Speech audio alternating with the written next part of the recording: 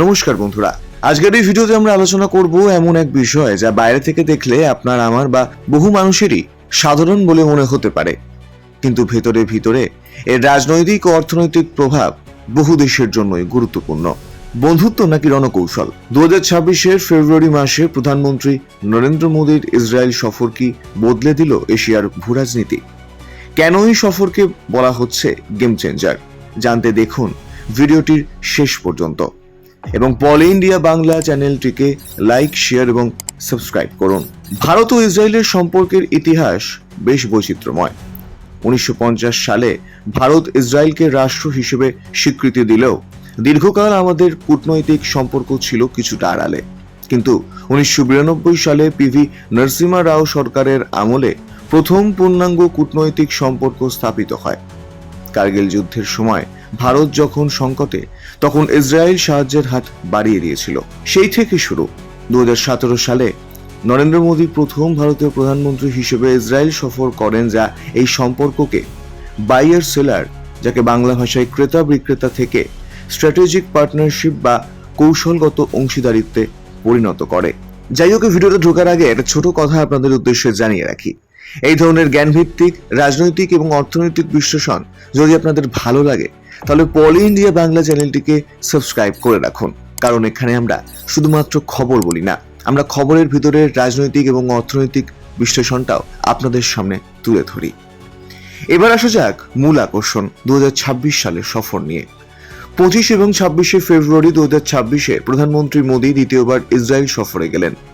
এই সফরটি কেবল একটি সাধারণ সফর ছিল না, এটি ছিল সম্পর্কের এক বিশাল আপগ্রেড। সফরের প্রধান অর্জনসমূহ কি ছিল জানেন? প্রথম, স্পেশাল স্ট্র্যাটেজিক পার্টনারশিপ। দুই দেশ তাদের সম্পর্ককে special strategic partnership for peace, innovation and প্রসপ্যারিটিতে উন্নীত করার সিদ্ধান্ত নিয়েছে। দ্বিতীয়, নেসেটে ভাষণ। প্রধানমন্ত্রী মোদী ইসরায়েলের পার্লামেন্ট বা নেসেটে ঐতিহাসিক ভাষণ দেন, যা দুই দেশের সংহতিকে আরও মজবুত করেছে। তৃতীয়, প্রযুক্তি ও উদ্ভাবন। কোয়ান্টাম কম্পিউটিং এবং সেমিকন্ডাক্টর নিয়ে বড় ধরনের চুক্তি হয়েছে। ইসরায়েলের আধুনিক প্রযুক্তি আর ভারতের বিশাল মেধা, এই দুইয়ের মেলবন্ধনে তৈরি হচ্ছে টেক গেটওয়ে। চতুর্থ, ইউপিআই এর অভিষেক। এখন থেকে ইসরায়েলও ভারতের ইউপিআই এ কাজ করবে। এটি পর্যটক এবং ব্যবসায়ীদের জন্য এক যুগান্তকারী পদক্ষেপ বলে মনে করছেন বিশেষজ্ঞ মহল। পঞ্চম, শ্রম চুক্তি। প্রায় 50,000 ভারতীয় কর্মীর ইসরায়েলে কর্মসংস্থানের বিষয়ে বড় সমঝোতা হয়েছে। বর্তমানে ভারত ও ইসরায়েলের সম্পর্ক মূলত 3টি স্তম্ভের উপর দাঁড়িয়ে: প্রতিরক্ষা, কৃষি এবং জল ব্যবস্থাপনা। ইসরায়েল বর্তমানে ভারতের অন্যতম শীর্ষ প্রতিরক্ষা সরঞ্জাম সরবরাহকারী। বারাক 8 মিসাইল সিস্টেম বা হেরন ড্রোনের কথা আমরা সবাই জানি। কৃষিতে ইসরায়েলি প্রযুক্তিতে ভারতে বর্তমানে 30টিরও বেশি সেন্টার অফ এক্সেলেন্স কাজ করছে।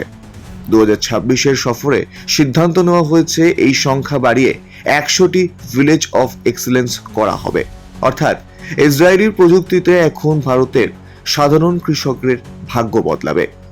নরেন্দ্র মোদীর ইসরায়েল সফর কার্যত ঐতিহাসিক মাইলস্টোনকে স্পর্শ করেছে, কারণ মোদী নিসেটে ভাষণ শেষে সর্বোচ্চ পার্লামেন্টারি সম্মান বা স্পিকার অফ দ্য নিসেট মেডেলে ভূষিত হন, যা কোনো ভারতীয় প্রধানমন্ত্রী হিসেবে এই প্রথম ঘটনা।